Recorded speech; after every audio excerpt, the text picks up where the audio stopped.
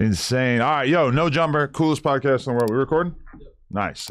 I'm in here today with the pride of San Diego, Lil Weirdo in the building. What's up with it? How you feeling, man? Chilling. What's up with you, man? Why you playing with the city, bro? Okay, am I playing with the city? Yeah, you are, though. All you right. did some lame ass shit, bro. You want to know something? What? I was watching our first ever interview. Yeah. Listen to this. Actually, I'll just play it because I recorded it. Career, basically, there just hasn't been that many artists who have really popped out of it. Yeah, we're not a music city like that. Right. We're not a music city. Yeah. Literally the exact same thing that I said that I've been getting attacked about. I said, not really a music city, quote unquote, the same thing you said. No, but listen, though. You're moving the goalposts. That's what you first said at first. And that's what Mitchie called me out for. No, but you're moving the goalposts. What you said was there's no motion down there, and that's where you're wrong at. Okay. You said there was no motion down there. Okay. No, but I actually didn't say that. I didn't say that in the first one. You did it. I said that as it developed. But then you got in your feelings. I don't know about in my feelings. I seen you screaming on a podcast about this shit. Screaming? I seen you screaming, bro. I think screaming might be a little exaggerated. I didn't have anybody to scream out about it. You were right there screaming like, San Diego is delusional. Okay, that's true. Yeah, you're screaming. Yeah. But look, but that's my reaction to the reaction. Hold on, though. What you did that was lame, that first clip, what you did that was lame, bro, is you got Sean Cotton up here, right? So that's a guy who signs artists. He has a big platform like yourself, right?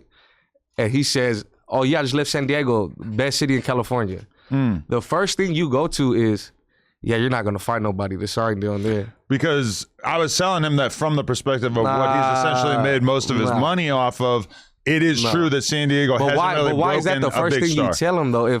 Listen, if he just told you that's a beautiful city, and he did some lame shit too, bro, because as soon as you said that, he said, oh, fuck no. Like, he agreed with you. Like, I don't know why nobody gave him no backlash, you know? Right, yeah, because he doesn't have a dog in the fight. He's from Texas, so nobody expects him to give a shit about San Diego. Like you know? True, and also I live out in California for many years, built my whole platform here, obviously interviewed plenty of people. Did a lot of bullshit out here. Got a lot of dirt, a lot of work, smuggled some bricks and whatnot, caught a few bodies. But that was the lame shit you did. Like, instead of like, oh yeah, you didn't even have to say nothing about music. You're like, yeah, it's a beautiful city. Right. Or hey, if you, because he said he had people down there, like, hey, you might want to look for some artists down there. The first thing you said was, not a music city. You're not going to find no artists to sign. Okay. If I had been in PR mode and build relationship mode and let's keep everybody happy, let's respect everybody, let's make everybody feel special and important and shit, then I wouldn't have said that. But instead, I was sitting there and from what I recall, it was the very beginning of the podcast where I don't even know if we were really... the first 20 seconds. Exactly. I don't think we were even thinking about the fact that it was being recorded. So that is what Adam22 would have said if he didn't even plan on being recorded at all. That's what the wiretap would have captured. This for years, bro. I know. And I don't think that I said anything wrong, but I mean, did I leave the door open? Should I have said? And look, I even added the caveat. I was like, look, holler at Lil Weirdo. Lil Weirdo got motion. Hey, the people didn't like that. The one name that I brought up happens to be the person sitting across from me. When I first seen it, I was like, hey, Adam ain't that bad, bro. Nah, but bro, you don't think that was lame of you?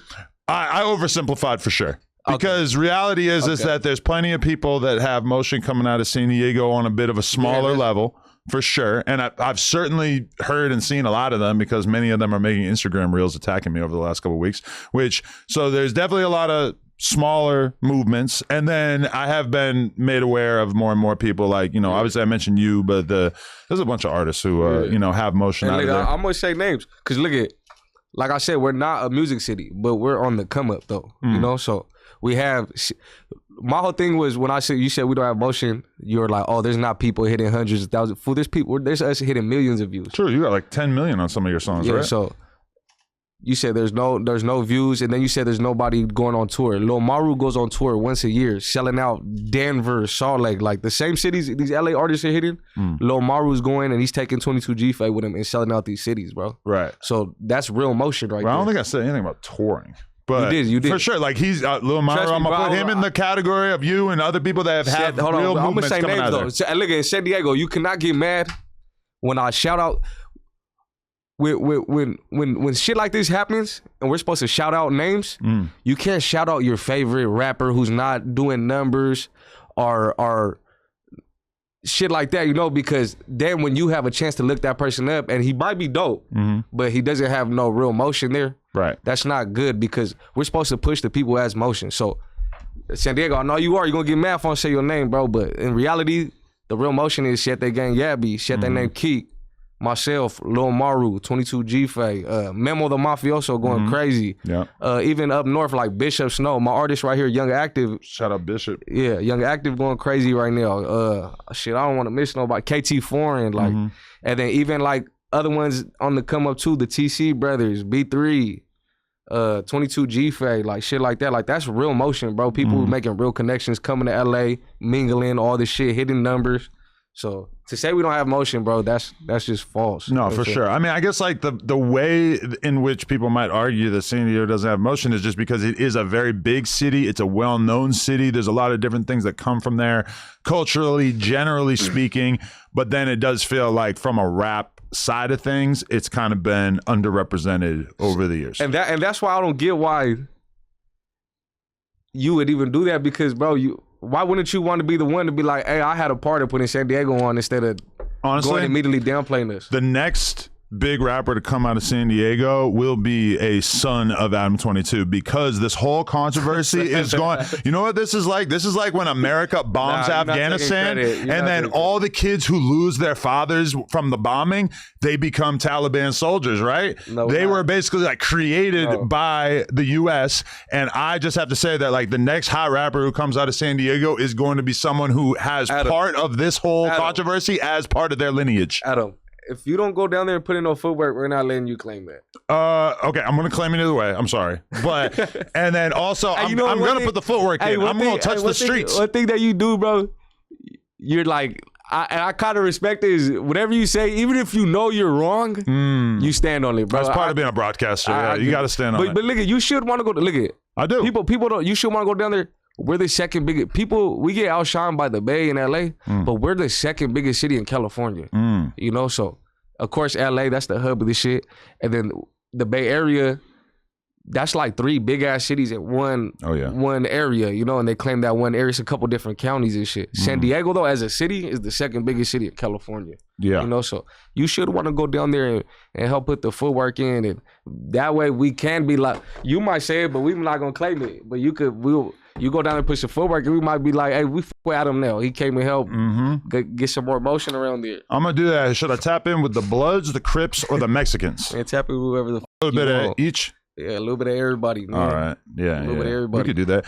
But I mean, all right. So how do you feel about the narrative that has been put out there, which is kind of like San Diego has so much talent, and Mitchie was kind of saying stuff along these lines, but San Diego has so much talent. It's just that they haven't really been given the opportunity, which to me, I kind of feel like you can't really get away with that excuse in this day and age, because everybody's making their own opportunity. Yeah. In the 90s, for sure, like A&R needed to come to your city and sign your band or sign your rapper or whatever. But in this day and age, it does feel like everybody who gets popping kind of gets popping on their own and then becomes part of a label or a machine or whatnot. No, I get what you said, because I watched this Slicker. So you talking about how he said like, oh, in LA, your homie from your neighborhood, your big homie might be a security for this person, and that's how you get connection like that. Yeah. I mean, I get what you're saying, because nowadays, like, you could pop over the internet and make like 3 viral ass songs, and instead of somebody you know tapping you in with the label, now the label's tapping in with you because they see the motion. So, yeah. I mean, I guess, bro, but you gotta understand. So, we from San Diego, right? 2 hours south of LA. LA already got its own motion going on, right? In the Bay Area, they got their own thing going on. They doing their thing, they independent route. It's just, we're not gonna get, even if we pop, like I just seen it with my eyes, like even when we get some motion, we're still not gonna get the same opportunities that LA artists are gonna get, or the Bay Area artists.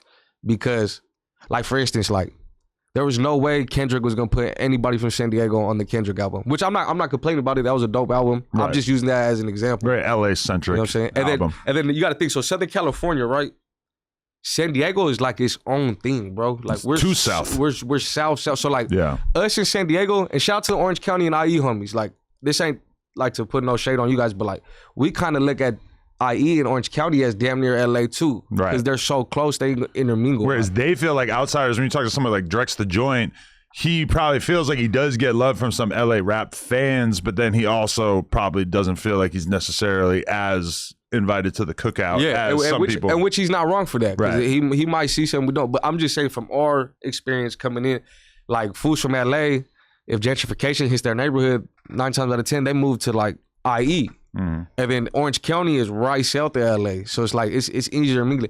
In San Diego, we don't even know what the fuck going on up here. We feel like they're more mingling than we are, you know? So, like I said, if a San Diego artist could pop and still not get the same opportunities an LA artist is gonna get, like, we've been out there doing our thing for a while now, and there's still other opportunities getting thrown to people who's still, we probably surpassed, but they're from LA, you know? Well, okay, here's my question is, one of the main narratives around LA is like, there's all these artists who are talented and have motion and things seem like they could happen to them, but then at the end of the day, LA is so territorial, so gang ridden that the city doesn't come together very often, and like there's just sides not getting along holds LA back. Is that less true of San Diego, or would you say that that's a real issue out there as well? It's the same shit.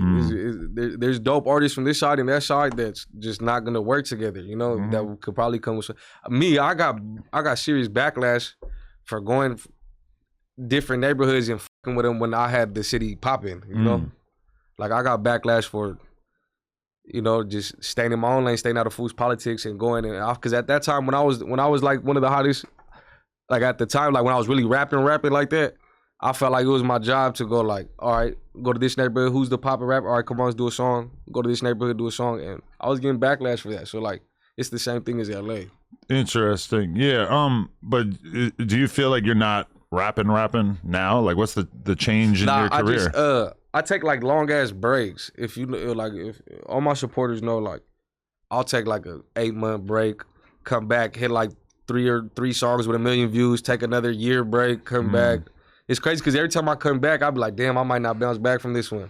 And then I'll hit some crazy shit, you know, do a couple of songs, go crazy, and then take another break. Right. That's just lifing though. What's the break though? Is it because you're really going through shit, or is it because you feel like you need to just be able to chill and like enjoy your life before you can really make good music? Both. Okay. Going through shit, and sometimes I just want to chill out, you know? Just kick back. But when you're saying you were going to all these different neighborhoods, are you talking about like actual neighborhoods that your area might have issues with, or more like just people who aren't really involved with your politics and just wanting to show love and help put a light on people? Basically, like him and him beef. I just did a song with somebody, with him and him, and shot the video and all this shit, and they're like, fools are looking like, what the like, right. But your shit got nothing to do with me though, bro. You know, I'm just here trying to help the city out. Because that's interesting, because that's kind of like you saying like, yo, I'm bigger than all this shit.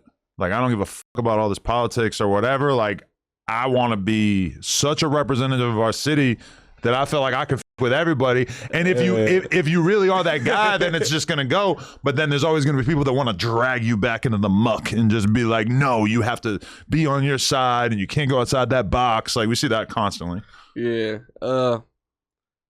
I guess I'm not gonna say I'm bigger than the program, but I was just doing what was right for the city, you know. I got backlash for it though, but other than that, like, it wasn't that serious though. But was it backlash like, oh, a bunch of people talking shit online, or was it backlash like people that you actually respect feel a way about it and are maybe losing respect for you? A couple fools I really with, you know what I mean? Like, they felt a little way, but it's still all love though, you know? Cause I'm gonna let them know too, like, bro, at the end of the day, like, that shit got nothing to do with me, my boy. Right. Like, I got my own shit going on over here, like, whatever you guys got going on, it's not like I went over here and was block hanging and gang banging and dissing your guys. Nah, bro, I went, made a song, shot the video, kept it pushing, you know? Right. Yeah. No, definitely. But, okay, do you feel like you're someone who's always, like, got enough love from the rest of California, though, that it made you feel like you weren't just a San Diego artist? Or do you feel like San Diego's like so part of your image that you can't ever really separate that from who you are? Nah, not really. But I mean, I never felt like what do you mean by that? Like, I don't know. Like, I feel like, okay, if you're somebody like Kendrick, it's like he's so big at a certain point. He means so much to California that when he does the pop out or when he does his album, it's like he's not really thinking like, oh, I gotta put on just people from my section or whatever. He's like putting on people from all over LA, and it would look kind of crazy if he was just like only showing love to people from his neighborhood and not just embracing like a bunch of people across the board. Hell no. I fuck with all California. I got artists that's not from San Diego. Shout out Lil Tricky from the IE. Shout out Lil Chino from Indio. You know, those are my artists right there. So yeah, I did features for hella fools on the come up. Right. So because I look at myself like I made it to enough where I live comfortable now, but I'm not no crazy ass fucking artist like that, you know? Right. From my city, yeah, I'm one of the popping ones, but I don't look at myself like I'm not like I'm humble, basically. You know what I'm saying? But so you're really signing artists like that? Like, is that? Nah, I wouldn't even say like signing artists that did that. Like they just this the movement and that's my artist. That's Okay. what I'm pushing. I'm giving them features. I'm helping them maneuver, showing them how to do this shit. So you don't give a fuck about somebody signing on the dotted line. It's more just about like, if you rock with me, then I'm gonna get behind you and support you. Yeah. At one point we were gonna do it that way, but I'm just like, man, like I don't want to. Like I don't really need to do that. You know, I'd rather just put a homie on and rock out, my boy. You know? Right. Because if you get somebody to sign with you, it's like it adds such an additional layer of responsibility to the whole thing. Bro, I'll tell you. Shout out my artist right here, Young Active. Like, yeah. I don't have him under paperwork or nothing, but even when I first started, because he already went viral off just audios. Right. So that's some shit he made in the garage with the homies. It kind of sound like rough, but it went viral. I'm talking about millions of views, no video, nothing. So when I started fucking with him, I was during one of my breaks, and I'm taking him everywhere. I'm getting him in these rooms. He's getting features from artists and all this shit. To where like, I remember at one point we're driving once a week to Indio, California, and staying the night for 2 days in a row, just to be in the studio all day because we had a free studio out there. And it just felt like a responsibility to where I'm like, man, imagine it was under the dotted line to where I'm invested. I invested in them, but like investing crazy money to where I have to see it back. Right. That's a lot of responsibility, bro. Whereas like you can just help somebody and then whatever happens. Yeah. And you know, like there's a rapper from Bounty Hunter Watts out here named Shy Belligerent who is a super talented lyricist. I personally feel like he might be one of the best rappers out of LA. And I was thinking that, like, what would me signing him look like? And then I ended up just being like, bro, I don't really want that level of responsibility. And I just told him, like, anything you need, career-wise, look-wise, whatever it is, just let me know. And I'll do whatever I can to, like, help you out. But I don't necessarily, like, want the responsibility of, like, feeling like, oh, if he doesn't make it, then it's on me. And if he, you know, and if somebody else comes along and signs them and they make $1 million together, like, whatever, I'll be fucking happy that I, you know, helped them along the way. It is what it is. We from the streets, we call it a handshake. Like, yeah, you know, I helped him get popular. I told him, hey, what you gonna do when you sign your first $1 million deal? He said, I'm gonna give you half of it. Oh, shit. I'm like, you don't gotta give you half of it, my boy. Half is crazy, but I mean, that's when you really realize like what this relationship is really made out of. See, the night laid down 10%. I ain't tripping. That's my boy, dog. I don't need nothing. But hold on, let's get back to the San Diego shit, because I can't go back to the city yeah. about some shit. So you said, and shout out to that song, the Gang Gang song. Gang Gang. What's the song called? It's by Gang Chef Bang. Boy. You said that song was the biggest one to come out of San Diego, and Mitchie Slick in front of you about it. Wait, no. Then I said that song was bigger than any song that came out of San Diego. That's not bigger than the Chill Bill song. And shout out my boy Jay Davis. He was supposed to be here with me. He's on that song. He's a singer. Okay. He's a 2 cell phones, Mr. Motherfucker Thought. He's supposed to be it. So look, you check the numbers. Go ahead. I know. Right. Okay, Gangbang's at 17 million. Yeah, 18 million on 18 Gang million. Gang at this moment just from the YouTube video. In 10 years, in 10 years, you think it's gonna be at $500 million? No, probably definitely not. Especially because like music videos don't do numbers like they used to, for sure. Nah, don't try to. Well, I'm just saying it's not like No. like you go back. You look at special Lyrical shit. Lemonade from 5-6 years ago. Like these numbers are like it's a different world now because everybody's on short form media. Okay, but so you think that song in 10 years is gonna go down as a bigger song than Chill Bill? You Chill Bill at the time. And Kylie Jenner was on the story. I don't want to hurt Rob Stone's feelings or nothing like that. But do I feel like Gang Gang in the long run will probably be a more iconic song than Chill Bill? Probably, yeah. Nah. To me, Chill Bill was big because it had a sample at a time where people just weren't really like doing samples to the same extent. I don't know. I think Gang Gang. I'm gonna go with Chef Boy. Nah, you tripping. Really? You hella tripping. I mean, the only time will tell because that song is only like a year old and Chill Bill been out for 10 years. That song's dope though. But we don't talk about Chill Bill unless we're talking about San Diego, right? What do you mean? Hell no. I feel like Gang Gang, Chill Bill is still getting played. Me realizing how big Gang Gang was me being in Miami in the club with Blueface and seeing Blueface perform that song like it was his in the middle of his set, and we're in Miami and everybody's singing along and all these white people in the club are just Gang Gang throwing up made up gang signs. Chill Bill could have been even bigger than what it was if what happened with Rob Stone didn't happen with the whole. You look at all right. That's another thing I got to bring up, man. One of the big reasons my city is still trying to catch up with this rap shit is because we had 2 major blackballings that happened in our shit. So before jail came, we had artists like Gangsta Earn. I think Big June was already out, stuff like that. It was local level, you know. But when J.O. got on, he signed to Jam Master Jay, you know, and I think he had some like connection with Def Jam or whatever. Anyways, J.O. got on. He was on the radio. He had Take a Ride. He had What You Gonna Do With It, Nitty Gritty. He was going crazy, bro. And the whole thing was he was signed to an East Coast label though, Jam Master Jay. So he was a West Coast artist signed to an East Coast label and started beefing with Jay-Z. So when you start beefing with Jay-Z and you sign to an East Coast label, bro, you know you're gonna end up getting a little shelved. And then he kind of had the thing going on with Snoop Dogg. Oh, okay. So his whole momentum, he still was going crazy, but he basically got blackballed, you know, out the game until he got good back with Snoop. But at that point, it was kind of like the damage already done. And then later down the road was when Rob Stone takes off, and that's when he got my homie Jay Davis told me the whole story. Like they got into it with Ski Mask. Yeah. Is that his name?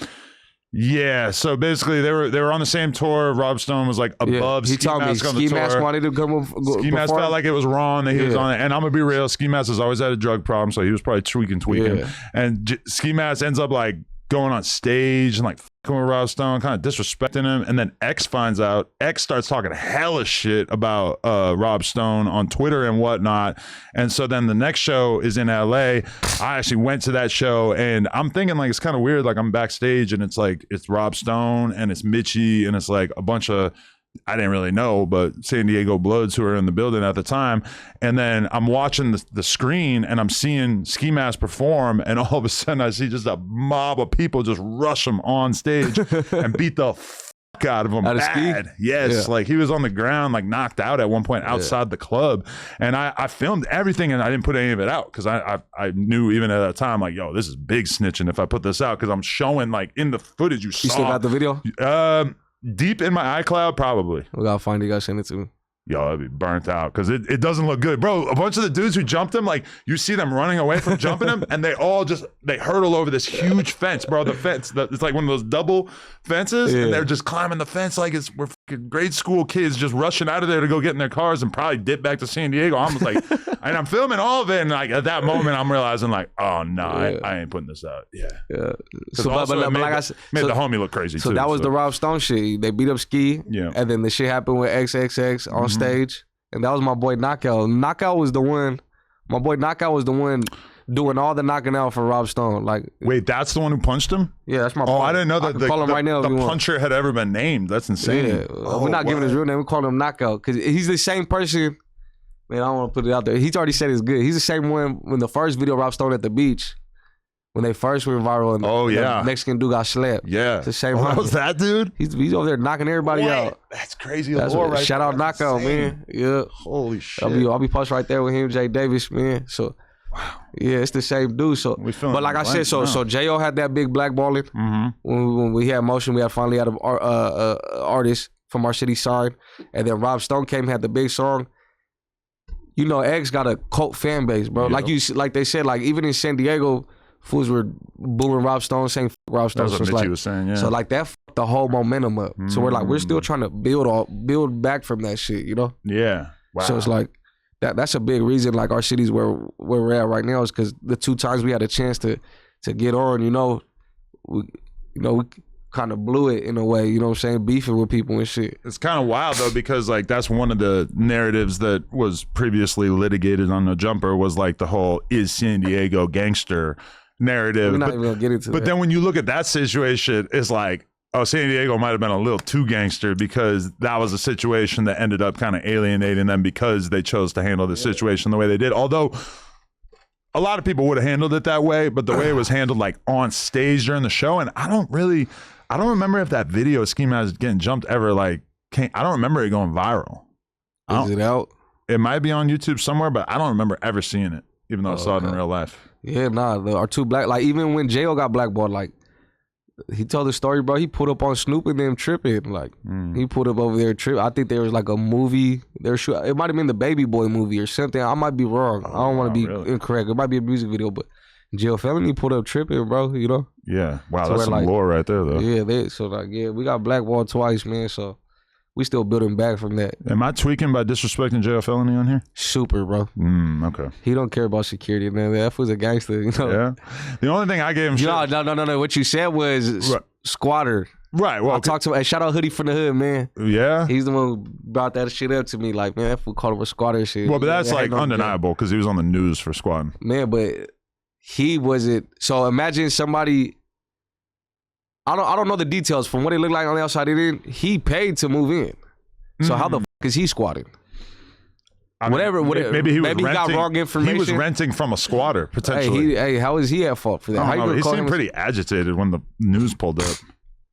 I would be too, man. Wait, imagine you just paid all these bands and you got the flyer pad and news pulling up talking about you squatting. But if you really didn't know that you were illegally renting a room or whatever, then no, he had the house. Your feeling wouldn't be like, oh, I'm mad as at the news. You would be more like, hey, I'm just renting this. I don't know. Nah, from a hood food perspective, what the you putting up with these cameras and shit? From what I know of J.O. Felony, though, he's a mastermind. He probably cooked that whole idea up. I don't think he was just like an unwilling participant hey, man, in this. Don't play with J up here. Hey. Nah, but I was supposed to interview him, and then like a day in advance, I got opportunity to go like vlog a Blueface music video. So I basically was like, yo, I'm gonna have to postpone. And he had already postponed on me at that time, so I didn't think it was gonna be a big deal. And then he got mad and he made a diss song about me and Munchie B. When was this? Oh, no. Maybe 6 months ago. He just threw you in there, bro. He was really dissing Munchie B. See, I would have been real cool about the whole squatting thing because I actually do think squatting's kind of tight. I always looked up to squatters growing up, but I mean, I feel like that moment kind of made me feel like, all right, shit, if you want to talk shit, then we're going to talk about this squatting thing. I'll give you that. Yeah, but I know J.O. gangster though. For sure. But do you think that squatting is kind of gangster? Like, is it a heist? Because like, bro, if you squat and you save 10 grand a month on rent, I mean, you do that for 6 months. You just robbed the motherfucker for $60K. That's pretty hard. I guess. I don't know. Look, this is another. So look, this is the thing though. Like, cause you bringing up jail, like you disrespecting jail. Like, it's not like real disrespect. Nah, I know, but still though, like, so like, you know how like when the shit first hit the fan with you talking about the city, and then people pop up and be like, oh, what do you mean? We got Mitchie Slip, we got Jail Family, and your thing was, oh, well, they're past their prime. Which is understandable. I get it. Like, yeah, their prime was probably 20 years ago. But you got to understand, us not being a music city like that on a major platform, this is who's represent. This is our Dr. Dre and Snoop Dogg's. You know what I'm saying? And shout out to Da Move, Lil CS, Isai Uno, Big June. Like, that's like our dog pound and all the other shit that LA got that we didn't have. So like, we love we love Slick, we love Jail Felony, bro. Like, we grew up off them, you know? So we're like, of course, every time when they bring up artists, they always be like, what do you mean? We got that. That's because we love them, bro. Like, we look at it like they are them. Like, we are them, they are us. Like, they represent us, bro. They put it on for us. Like, even me, when I first took off, I ran into artists that I used to bump when I was a kid. I probably made it past them already because, you know, they were only popping in the city. But I immediately go up and show love, bro, and tell them, like, man, I'm a big fan, bro, because, like, we really grew up off these people and really was bumping them growing up. So, when they bring their names up on like hot artists in San Diego and you look at it like, oh yeah, they're past their prime, I could get that, but the only reason that they're bringing them up is because we really love them, you know, and those are the artists we grew up on. Like I said, we didn't have Dr. Dre, Snoop Dogg, that was them to us. No, and I feel that, and that's kind of the benefit of a more tight-knit, smaller community, because if you look at like LA, I mean, like the next generation of LA coming out, like, I don't know if they give a shit about showing respect to their elders necessarily to the same level. You got to. It's good to do so, and I'm sure like they will pay lip service to it, and nobody gonna disrespect Snoop Dogg. You know, like he's on another level where nobody can say shit about Snoop. But you know, it's like paying respect to your elders is important. And sometimes I feel like that does get lost, especially when it comes to like street music and shit, because that's like a world where, you know, how active you are is like a big part of how people respect you. And obviously you ain't supposed to be 45 and still doing fuck shit. It kind of hurts me, bro. Like some of my peers my age don't really know who these people are. Like we'll go to a festival or something or a show in the city, and there'll be like an older San Diego artist who was popping at one point in the city, and they don't even know them. I'll be like, damn, man, like this was a legend down here, you know? To where I'll school them up. Like, bro, you gotta know your history, basically. And speaking of elders, like, for us to say, when you say we have no motion or we never had artists, you're not even looking at the Chicano rap part of things. Okay. Like the Lil Rob name comes up a lot. So, Snow like, the Product was talking to me the other day, and she's like, I'm half from San Diego. Yeah. She really claimed like the Bay, though, I think. Yeah, because she's from San Jose. She said actually that she's from two cities that don't get the respect that they deserve in hip hop, which is San Jose and San Diego. She need to represent San Diego harder than. Shout out Snow, though. I fuck with her. I met her a couple times. No, she's dope. But yeah, man. So the Chicano rap part of things, bro, like. At one point, we had the hottest Chicano rappers. Like we had the hottest winners. Lil Rob still tours this day, to this day, bro, off of his music he made 20 years ago or whatever. Like we have Mr. Lil One, Shadow, Night Owl, Aztec Tribe, like Young Sick. Like we got legendary people in the Chicano rap game. So, but you looking at it, you're like, oh, that's just some Mexican rap shit. But that was a whole market at one point, like a huge market. Like you might not like jazz, right? No. But there's a whole market for it though. There's True. People selling their shows and shit. Like you got to give them credit too, my boy. Like Lil Rob and Shadow and all them, they were doing their thing on a major level, bro. Like selling out shows and shit. You know, going to Lil Rob and them and Shadow and them, they were overseas going crazy. Like you got to give it to you. You're a good historian / like face of the entirety of the history of San Diego, because like a lot didn't of expect all these. I mean, not a lot of people necessarily like would prepare themselves to be able to speak as well about it as, you know, because you're on the younger side of things that you like, you know, probably a lot of people wouldn't necessarily expect that. So I respect that, man. Yeah. I mean, honestly, when you hit me to come, when the shit first hit the fan, I'm gonna be honest, Adam, I didn't give a fuck.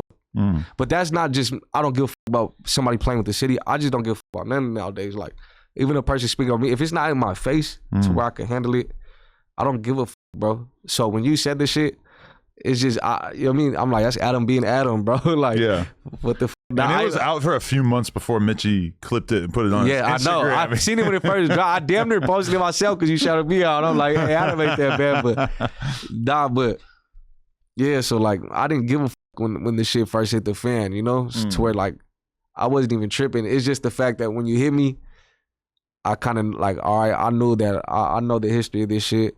I know why we're where we're at. I know the dope artists in the city who's doing numbers and shit. And then, cause after the first video, I wasn't even like, man, should I even go? You hit me? I was like, should I even go? And then you kept going, food, playing with the fucking city, my boy. You know, and then I seen Slick come up, so I'm like, all right, let me watch the Slick thing. And shout out Slick, bro. He did his thing. He spoke, you know what I mean? Slick's gonna always represent the city well. Right. I just felt like there was a couple of points that he kind of missed out on that I was like, all right, let me come. I feel like the people are going to appreciate all of the details that you filled in a little bit more than on his appearance a week or two ago. He definitely like spoke about San Diego very positively and everything, but he didn't go into like detail as much, you know? And I feel like you have to. I feel like you gotta shout out the artist that's hot, because that's like, if there's a time to do it, it was right now when we have this whole fucking eyes on us about this shit. So you gotta shout out the city. You gotta mention why we're at where we're at. You gotta show love to the ones that came before us and everything, man. You know. But shout out to Slick, man. Shout out Mitchell. Shout out Slick, bro. He's a legend, bro. We love that guy. You got his album over there too, yeah. See, perfect. And I've been smoking his weed for the last few days, huh? You gonna end up moving there? Or you gonna keep it there?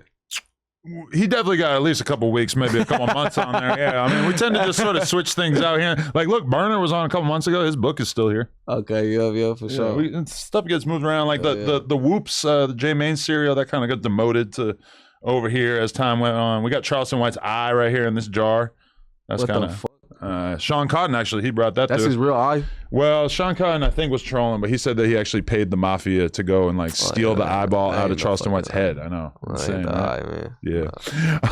But yo, so do you think part of the problem with San Diego is that even though, like, even the people who are having motion, it becomes a little bit too heavy with the rivalries and everything? Because I seen that Lil Grifo was on the Foo Community, and he actually has some words for you, including the B word, which, you know, seems pretty serious.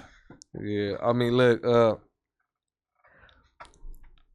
I damn near want to give you the whole rundown on this guy because there's a million things I could say, but Right, he said some street shit happened. Yeah, no. No? Nah, hell nah. That dude is fucking cap. Look, long story short, I'm not gonna be talking about him right now is what he wants, you know? You know how when an artist kind of gets some motion, their op comes up with him a little bit? Always. He's portraying that he's my op. Okay. To get some, like, he's almost 40 years old and he has the most motion he's ever had. And the last 3 podcasts, he's talking about me, you know? So, like, I never mentioned him in the interview. Every time I bring him up, I just brush it off. So, I know you're going to clip this. And everybody watching it off the clip, I'm not portraying myself as no tough guy or nothing like that, man. I'm cool, chill, you know what I'm saying? But, you know, I'm not going to just get into the guy because that just gives him fuel to talk about me. Like he said, he jumps on these podcasts and says a whole bunch of lies. Like there's no street shit going on with this guy. All that we were supposed to link him and fight never happened. When this podcast ends, I'm gonna show you multiple messages of me sending him my address to link up, and it don't happen. Okay. And all this shit, man, just I'm not gonna, like, this guy's almost 40 and is still playing these little lame ass games, bro. Like, I'm not gonna do that with him. Because he was kind of like saying that you turned it down, and he was also kind of making it sound like your people were like setting him up or trying to do some sort of setup. I don't know what he's talking. All that is like insurance to me. Like, for when, make this clear, there's never a time where him and my people were talking, we're supposed to link up and get down. That's never happened. For 2, if we did have some beef, why you jumping on these podcasts and talking about beef and dissing the dead? Because if something happens to you tomorrow, like, who they gonna come looking at? And I'm not saying I'm gonna do anything to that guy. I don't give a fuck about the guy. But I'm just saying, like, that's more like insurance. But he was throwing your dead loved ones in the mix? Yeah. I mean, people know. I'm not gonna say too much, but people know what's going on. But yeah, that guy's just a clown, man. He's almost 40 years old, still playing these little lame ass games, and I'm not even gonna get into that guy. All I gotta say is, look, like I said, there's never been a time we're supposed to link up. None of that. All that shit is cap. All you gotta do is look him dead in his face and ask him what happened when we ran into each other at the smoke shop. What happened when we ran into each other at the smoke shop? And that's it, bro. That's all I'm gonna say, you know? So what, you were expecting him to make a move and he wasn't trying to? Nah, I was in the smoke shop. Look at Adam, I'm not gonna say too much because I'm definitely not gonna give you. I want whatever I can get, and if you don't want to serve it up, I'll just have to respect that, you know? Yeah. I'm only gonna say a little bit because he keeps jumping on podcast speed on me, but we ran into each other at the smoke shop. Words were said. I told him, wait for me right outside the smoke shop. I paid for my items, and as soon as I walk out, he was nowhere to be found, so. Damn. All that talking about we supposed to link up and fight and scared, like, you know, I don't get how he's the one to be scared of it. You just lost like 10 fights in a row on YouTube, you know what I'm saying? So, but that's it. We're not gonna talk about this guy no more, you know? That dude's a clown. I gotta do my homework. I didn't know about 10 L's. He's crazy. like almost 40, bro, still on the bullshit. They're nodding. They said, where's his chain? Oh, what? I'm gonna ask him that. Fat Guapo, shout out my boy, shout man. Out Fat Guapo. How did you guys get locked in? I didn't know you knew each other. So, Fat Guapo, man. So when I first started, Fat Guapo, shout out my boy, man. He put me, he got me like in the game, bro. Like when I first started coming up, Guapo already been in the game. He been in LA mingling around all the type of famous people and shit. So when I first was coming up, my mom hit me one day and was like, "Hey, my little homie," because my mom's from the same neighborhood as him. They from the same barrio, so. My mom hit me like, "Hey, my little homie, he's in the music game. He wants to fuck with you." And I'm like, "Okay." And introduced me to Guapo. And then ever since then, we've been rocking, my boy. You know, he became my manager, you know, because at the time he was rapping, but then he ended up just becoming management role. Okay. And yeah, we just been rocking like that to where like, that's my brother now, you know? For sure. And like I said, he's from the same hood as my mom. So it's like, it was just already like kind of easy to lock in with him, you know? Right. Do you feel like, have you had to make like a conscious decision between sort of trying to appeal to a more purely Mexican crowd versus making music that's just sort of more overall rap that could appeal to all races? Like, do you think about that? No, I just make music I like. Okay. Yeah, I just make music I like. Because I mean, it feels like if you just make music for the Mexican crowd, maybe you're keeping yourself in a little bit of a box. Whereas if you look at people like Shoreline, they're kind of like the biggest California Mexican rappers of maybe the last 10 years, and they for sure make music that does not really sound distinctly Spanish. Well, what I can say is, like I said, I just make music I like, bro. So like, but I do shit for my people that I know they're gonna like. Like, I don't say the N-word in my raps. I'm not sitting here saying I don't say it, you know. Like, coming from San Diego, you know, we with the black and brown movement, but Like I don't say the N-word in my rap, shit like that, you know? Mm-hmm. Shit like that, basically, yeah. No, I respect that. Yeah, because I did see that you banged on Moose Man when he came in here. Nah, I didn't bang on him. I didn't bang on him, man. Nah, you trolled him for a second though. You're like, "Hey, I heard you from Norte," and he's like, "Nah." That was hella funny. That's my boy. I was man. dying because that's actually Moose Man's nightmare is to come in here one day and have somebody like see a clip online and think that he's really like a gang member and have to deal with it. Hell yeah. Yeah. Moose Man. Shout out Moose Man. Man. Moose Man's a good dude though. He ain't trying to be involved with all that, you know. Hell yeah. You ever seen his raps though? Never. Oh no, I think I did see a clip. He was kind of hard though. He was crazy with the haircut though.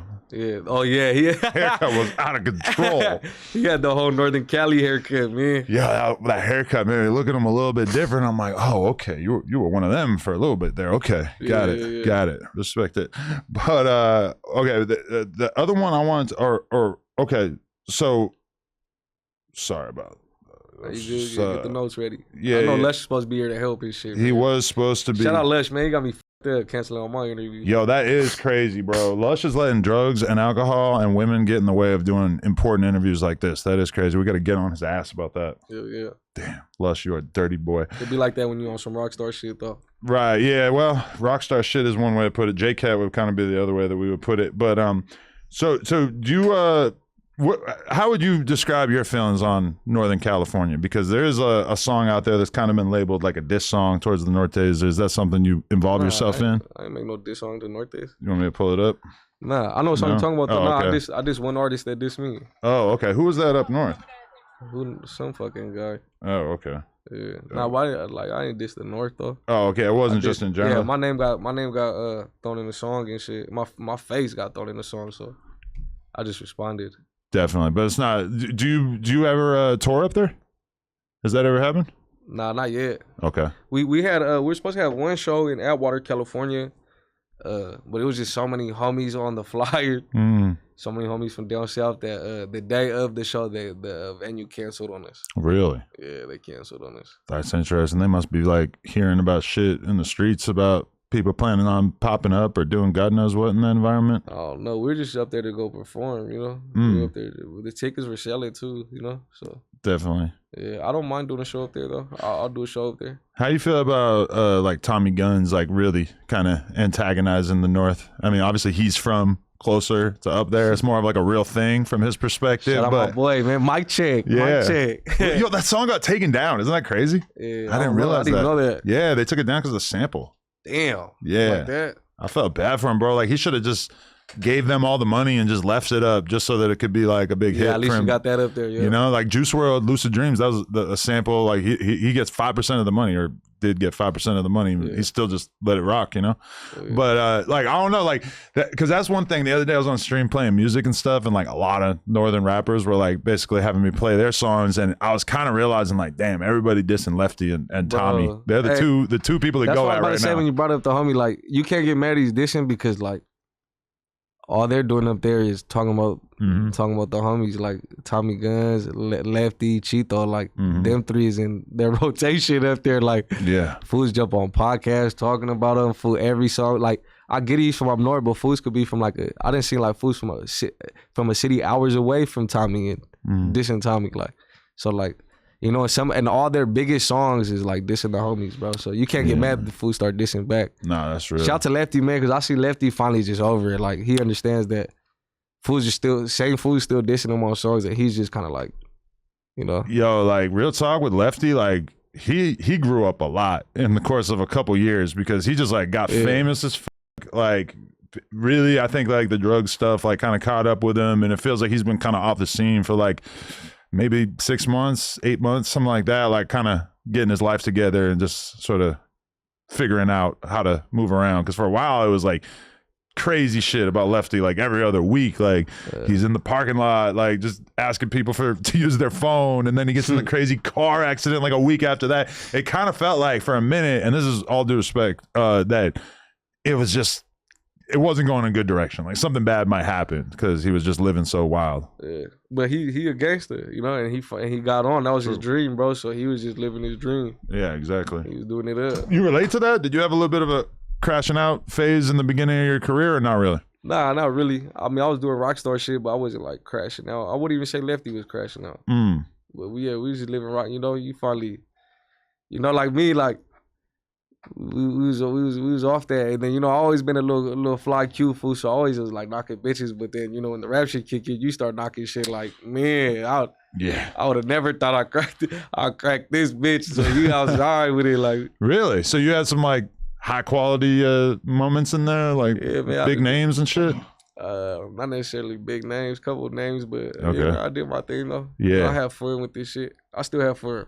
Damn. Who do you think's the most prized Mexican babe in the game? From like a California food community type level. Shit.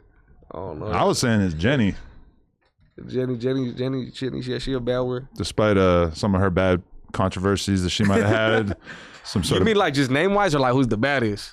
Baddest / like name. Like it can't just be a random girl. It's got to be a girl with some kind of status. I don't know them because I like all the little lowrider model ones, but they only got like 20, 30, 40,000. Like they got some bad ones. Oh, they're like lowrider chicks? Damn, that's a community I need to tap in with. Like the little females that take pictures in front of lowriders and shit. Yeah. Yeah, Damn, see, I don't know about that bad world. ones right there for sure. I can imagine.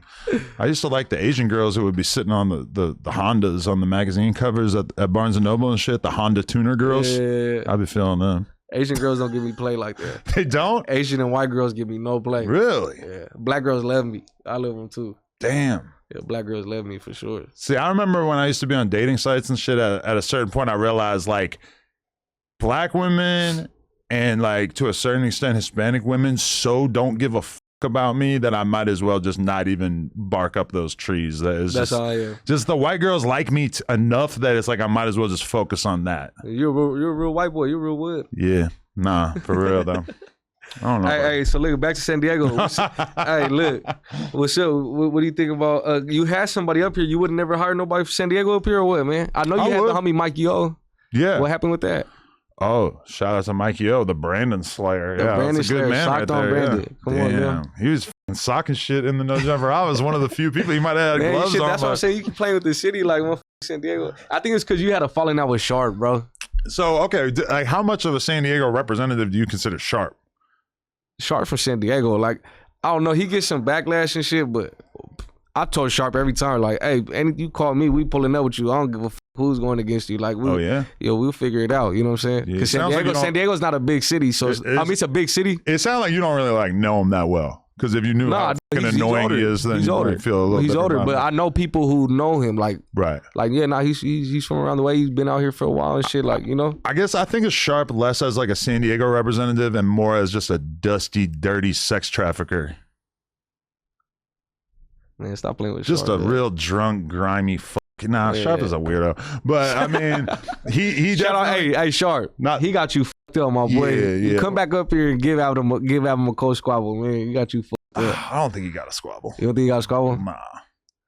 I think he get with you though. I seen you squabble. Yeah. No, he might have a squabble for me, but I mean, like for the average person, I seen you squabble though. I think he give you a squabble. Yeah, no, I don't know. You'd be surprised. I'll be. I got some moves. That was a bad day for you. Yeah, it was just the wrong opponent. That was a big motherfucker. It turns out I should not be fighting a gigantic black dude. Yeah, that was. Well, what happened was the first punch just got you. Yeah. Sometimes that happens. Like the first, you like, oh.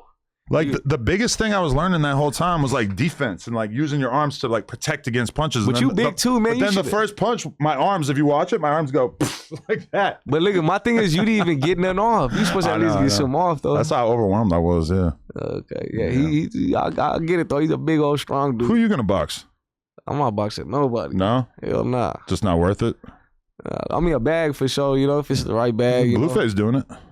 Yeah. That's Blueface though. But he's the only like real rapper with like actual emotion that we've really seen fight, and he took an L.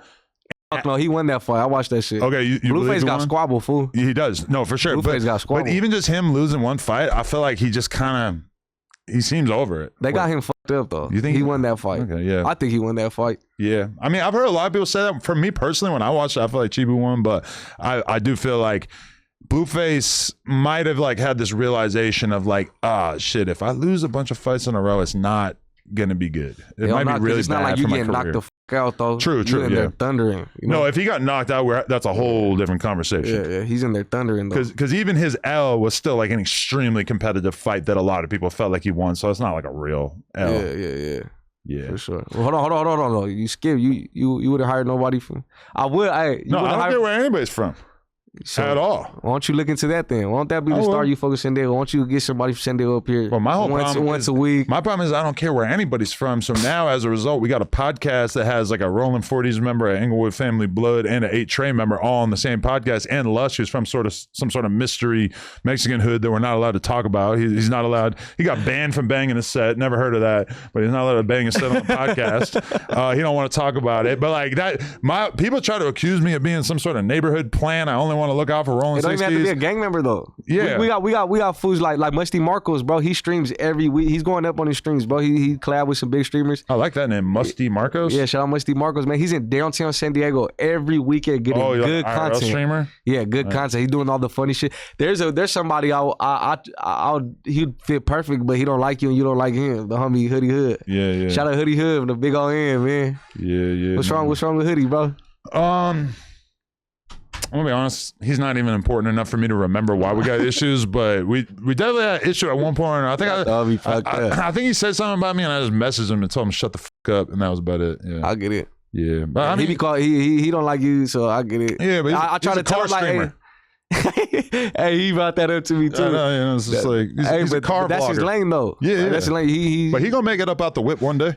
Yeah, but he not streaming and then going to. I mean, he's not just walking from his house to the car. He's at work when he does it. That's like a part-time thing though. Right. Yeah. Hoodie Hood would have fit perfect up here if he didn't like you and you didn't like him. Yeah, I don't even know what his issue is. He be calling you like a pilgrim and shit. A pilgrim? He called you pilgrim, yeah. Shit, that's my boy though. I was first. Hoodie, Right, I was first. Hey, Hoodie Hood's a real one though. He real shout Hoodie Hood. Yeah, I was on the Nina, we gotta give the him Pita, and the Santa If nobody Maria. gonna shout Hoodie on this platform, I'm gonna be the one to shout him out, man. Yeah? No, I mean, it's the first time I ever heard of him was because Flacco dissed him in the first cipher that we did. Yeah, he would beat the shit out of Flacco. Yeah, well, I don't even know what he looked like, but yeah, probably Flacco. I don't think I ever had a fade before, but I don't know. I feel like what's up with Flacco? He fired? He's not fired. He said he's coming back to do an interview in like a week or two. Okay. So I don't even know. Man, that guy's dangerous, man. Flacco. That guy is dangerous. He knows where all the bodies are at, man. He's talking to people, finding shit out. You don't approve of that? Solving unsolved that ain't murders. My business. That's LA shit. Hip hop history, business, man. That's you know I mean, for you to be on this platform, you got a bunch of gang members up here. That's dangerous. Yeah, when he did that move, I was glad that he was not like on the platform consistently and that he was living in another state, because I felt like, bro, like you can't have us looking like we co-sign this sort of behavior. Yeah. Even though I mean, you did though. How? T-Rail the one to do a podcast you with guys him every promoted week. it. Not really. We talked about it, but we didn't like. Nah. We didn't make. What? We reported on the news. Exactly. Honestly, though, that felt like a nothing burger because he said who he thinks killed Draco, and nobody really cared because it's kind of like, all right, well, if they don't arrest him, then whatever, right? I was one of them who couldn't wait for the video drop to see if he really did it. Like, if he really said who did it. Like, yeah. I'm not saying that's who really did it, but I wanted to see what his input was. I was excited for that video too, and then it's like, oh, it's this blood, and you don't know who he is, but he's saying he did it, and it's like, okay, well, I can't really do anything with that unless they arrest him or whatever. Like, I didn't know about dude before this video, so I mean, shit. Rest in peace, Draco, but at the end of the day. Hey, but look at the Musty Marcos, man. He's a cool young kid, man. I think he'd do dope up here. Yeah, no, definitely. I got him saved. I'm gonna check out some of his content. But what's your relationship with Peysoh like at this point? Because I've seen you guys got some big videos out there and everything. I feel like you guys seem like you have a special connection. That's my brother. Yeah. Yeah, like industry wise, I like fools is homies, but that's my brother. Like he'll tell you to him his brother. Like, but I said it last time on Sharp. I'll just give it real quick. Like when before he was even rapping, like he was coming to San Diego because I had the relationship with Suede, you know, and then Suede went to jail. So all Suede's homies was coming to San Diego every weekend. We had this big ass trap house, bro. It was a 2-story trap house in the southeast San Diego, bro. Nothing but hoodlums in there. It was me, my brother, the other homie. We even had the barber homie in there. So homies from LA, Indio, everybody was coming, spend the night in this 2-story trap house, and we would just get fucked up, bring bitches. This is when I first took off too. Okay. So we like bitches is coming over, all this shit, and then Peysoh started rapping a little after that, and that was already my little brother. So it's like, yeah, that's my brother, man. Nah, definitely. That's our relationship. So when he exposed you for cheating in what was it, Call of Duty? It was cap. That's cap. You don't really cheat? Nah. I heard you were modding. No. So I play PS5. If you look at the video, because that video went viral. If you look at the video, that was connected to an Xbox One. That's my nephew. I'm gonna put my nephew out there. That's what we cheated. Yeah. Damn, that's crazy. But Peysoh got his in. He does. I played 2K with him. Peysoh don't play video games like that, right? Right. We play 2K with him, and everybody knows on 2K, if you do that fade and shoot the fade, and it's green every time, you zenning. Okay. And Peysoh was doing that the whole game, bro. Wow, really? I was like, this fool got his in for sure. Yo, but how much do you look down on somebody who does that? I don't care. I feel like that's grimy as fuck. damn You're near ruining the whole game. I definitely want to go buy one. Right. Why not? But doesn't it ruin the integrity of the game? Or I guess there's so many people doing it that you can't really hate on it that hard? Bro, I ain't no fucking gamer. Okay, yeah. So I might as well make it easier for me so it's fun for me. Because, bro, in the poker world, if you cheat at poker, you are like X'd out. Gambling, That's for real money. But it's like you are X'd out of the community forever. Like nobody will ever fuck with you again. If you ever win a tournament again, everybody's going to post it and say, this dude's a cheater. This dude's a cheater. They're going to make you go viral for being a cheater. So when I hear about people doing it in video games and it's not that big a deal, I'm like, oh, damn, that shit's way different culturally. Yeah, I don't care. Honestly, I damn near might go buy one. Okay, interesting. So did P-Face really get kicked off your tour for catching too many fades? P-Face a wild boy, man. You seen that video of him the other day? He out here. I don't know. He had the tongue out, actually. I don't know. Nah, he didn't get kicked off. It was just he wasn't the only one who got released from the tour. It was just it was too many gangsters on the lineup, and we kept getting shut down too. So it's like, it was like we got shut down in Phoenix and shit, got shut down in Atwater. So it's like the promoter was like, look, we're just gonna shut it down, keep it just you and the other artists. And then I threw my art. The only reason my artists came with me is because they were my artists. I was funding the whole tour. Right. So I just put their name small. I didn't put their picture or nothing. So and after that, we was able to do shows. I wanted P-Face on the rest of the tour because that shit f***ed my tour up. Like, we were going to cities where they're like, bro, where's P-Face? Where's Mr. Keep It Hood? Where's Lil Nate? And we're like, man, like, it just didn't work out, Yeah. Yeah. Damn, that's crazy. Yeah. Is it all right? So do you feel like it's wild, or it's just almost like a Mission Impossible to be doing a tour of all Mexican gangbangers not gangbangers, but gang members, people with that background going around California, playing in all these different cities.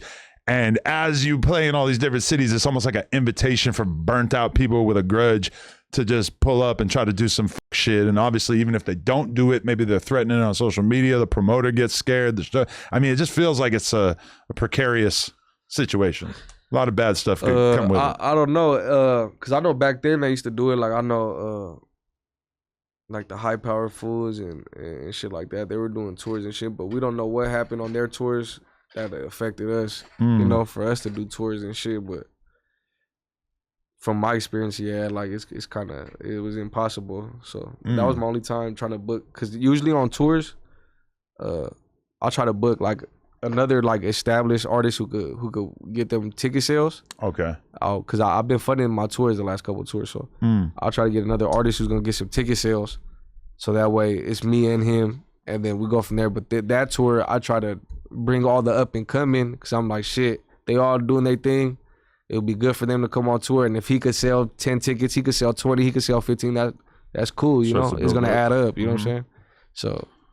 But yeah, I don't know. From my experience, that first time, it didn't work out, but I might try it again. Right. To give homies on the come up opportunity to go see what that tour's like. Yeah. Because tour's fun. Yeah. Tour's fun. It sucks that so much bullshit comes up with it. But I mean, it is kind of the same thing when I think about a lot of the artists that I fuck with. If I was to do a tour with them, even on like the Black LA artist side of things, it's like, yeah, there's a lot of different cities that you would go to where probably somebody would be looking at that as an opportunity to do some bullshit. I think Black artists done that already, right? Like, probably. I think it's more like a Mexican artist thing.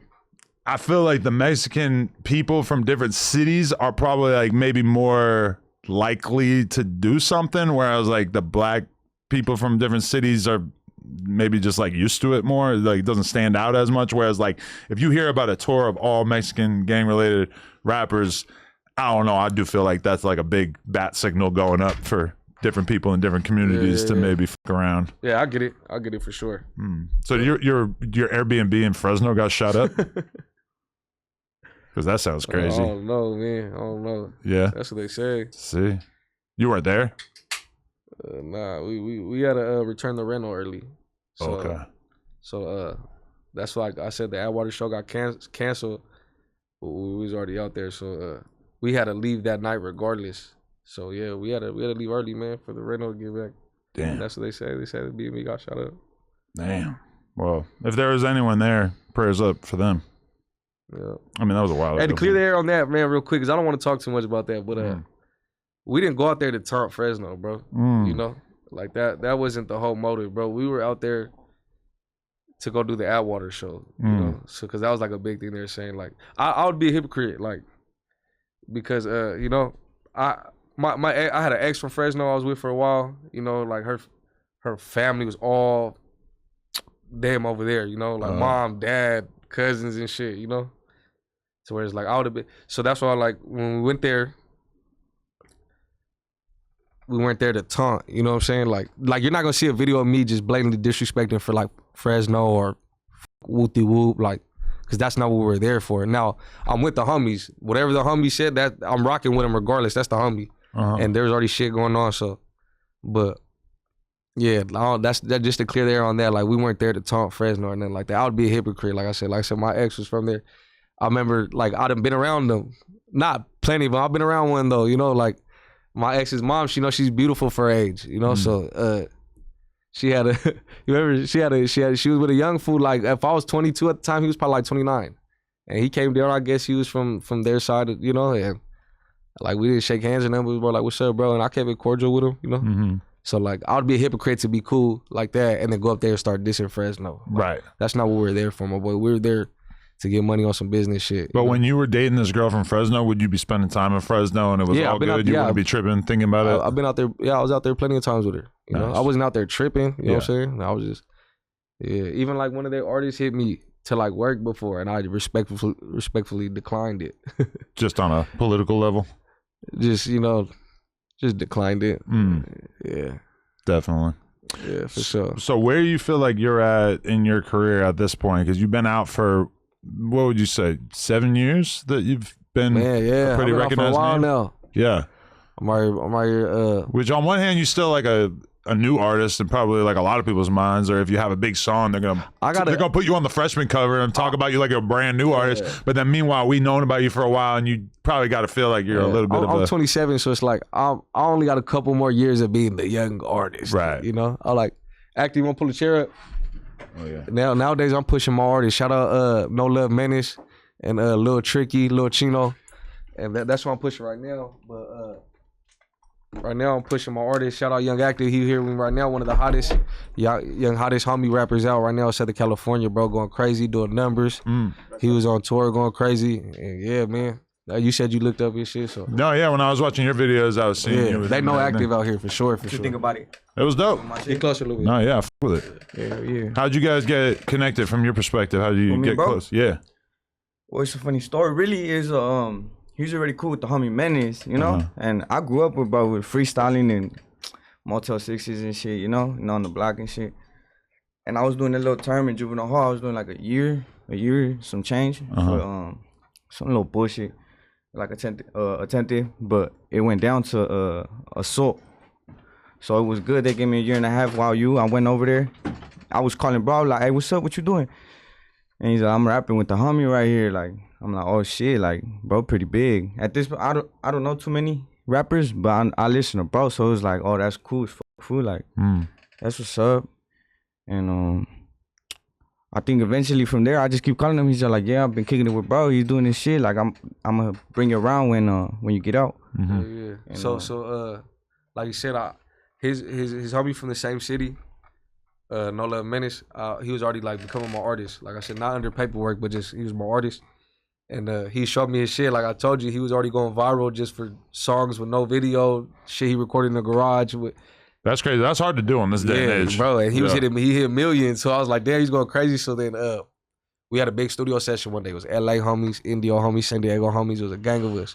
And I told him, I was like, hey, tell your boy pull up. And he pulled up. And the first song we did was a song called Flow So Crazy. It's going viral on TikTok right now. And yeah, bro went in there gassing. And that was our first song we ever made. And then I give it to him, you know, give him that one feature.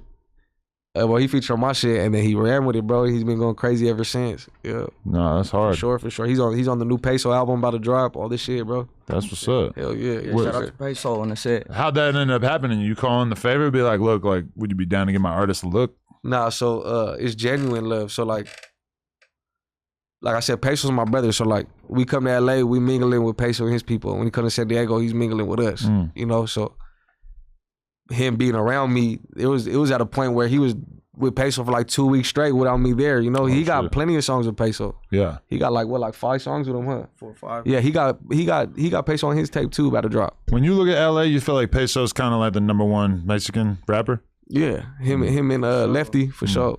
Hell yeah. No, for sure, yeah. Hell yeah, no debate. Definitely.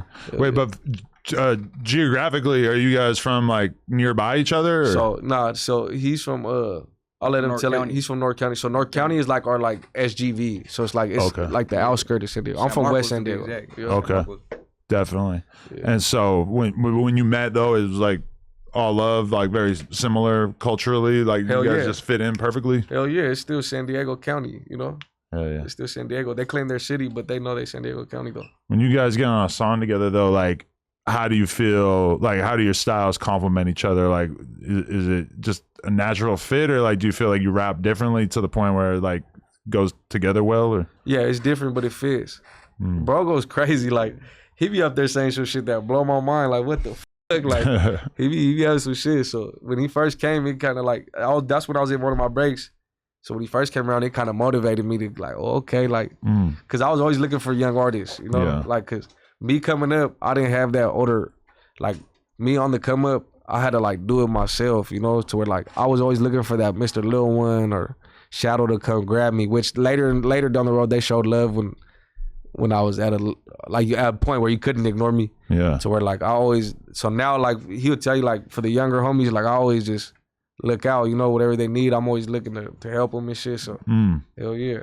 So now that you're having motion with the rap stuff, are you like having to try to stay away from the streets and everything, or is that harder than like it sounds? One foot in, 1 foot out. You know, I can't forget where I came from either. Right. So yeah, the homies still be right there. And most of the times I don't really go nowhere alone because I know, you know.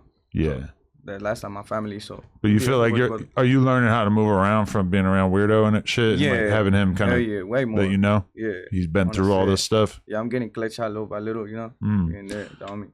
What are the Asian characters? The Asian letters is from my Nina. I got it recently. It's from my my Nina. Okay. Play a big part of my life. He just got them up. Oh, that's what's up. What's your like ethnicity? Ethnicity? I'm pretty sure. Well, I'm Mexican. Okay. My mom's my pop's from Oaxaca. I forgot where my mom's is from, but I'm pretty sure they're from around the same little spot. Okay. But I think she might have another ethnicity. Definitely. What's that other tattoo that they can see on the side of your face? Which one? The yeah, that one. Oh, that's my name, bro. Oh, okay. Well, I got this. As soon as Flow So Crazy, I'm like, oh yeah, I'm gonna run with this. Like, it's me. I'm like, this at the time. This is what we doing now. We rapping. He got the eye buster. I had to. Nah, it's hard. With this one though. Yeah. Wait. So let me see the other side. So what's the Nike swoosh? Nike? Yeah, what's that symbolize for like, you? I'm like an overthinker, you know? So I got it, I'm like, I need to start doing shit without thinking, you know? I just do it, you know? Just do it. I just do it like Nike. No question. It's not like a street meaning or anything? Not really. Okay. It's just more like a just do it, you know? Okay. Hop out, do it. All right. Hop out and do it? Do it. Just do it like Nike. Nah, because like I always thought one of the hardest like gang tattoos symbols is the fact that Greedo had like the upside down Michael Jordan on his face. Because he's from the Jordan down, so he got the upside down Jordan. Yeah, that's hard. I thought that was so hard. And I remember asking like, yo, can we do merch with that? And they were like, nah. Not a good idea. Nah. Copyrighted and shit. Nah, just like from a gang perspective, you don't really want to be putting a gang symbol on a shirt. And when he said no, I was like, okay, yeah, that makes sense. Yeah, people might feel a way about that. That might be a little too much attention. Yeah.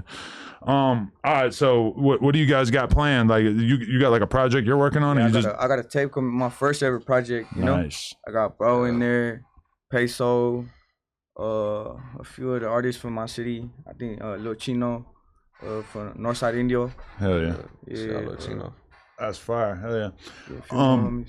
All right. So like what else you want to tell the world out there, like as far as the San Diego topic or just in general what they need to look out for from Lil Weirdo? Man, just not just me, like my whole team. Shout out to the team too, man. Shout out Fat Guapo. Shout out Goldie, DJ Playboy, Jacob John, like Be Nasty, like Jared. I appreciate you guys, man, because they're the ones helping us get this shit going, you know, like me taking a break, having to come back into the game, you know, and making it real easy for me and my team. So really just me and the whole team, bro. Just me and my whole team, my artists and shit. Just be on the lookout because we working right now. I realized the value of your rap name today because my daughter is 5 and we were messing around this morning and she called me a weirdo.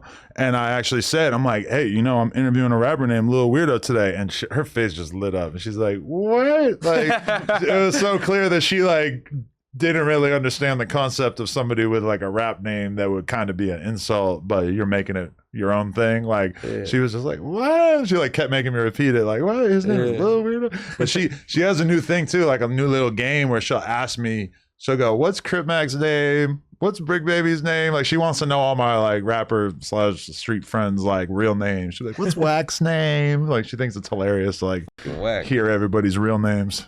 Yeah. I don't know.